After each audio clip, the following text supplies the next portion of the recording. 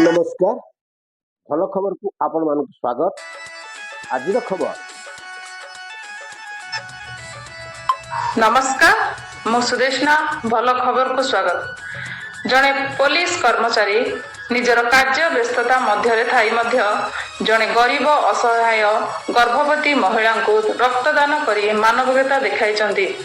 मालकानगिरी जिला हॉस्पिटल रे MV3 grammar Urmila Hembrom नामक गर्भवती महिला चिकित्सित होउथिले। तांकु रक्त जरूरी पड़िबारु रक्त खोजा चलीथिला।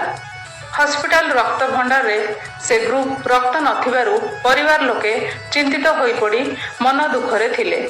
ए खबर पाई मालकानगिरी जिला कनेस्टेबल संघर संपादक गुप्त प्रसाद माझी उर्फ कालिया देवदूत परी हॉस्पिटल रे महिला निकट रे पहुंची तांको दुख देखी संगे संगे रक्त भंडार को जाई रक्तदान करथिले।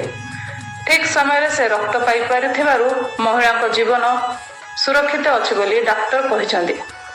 कनेस्टेबल गुप्तंग एही कार्य को हॉस्पिटल कर्तृपक्ष और महिला परिवार प्रशंसा करछंती।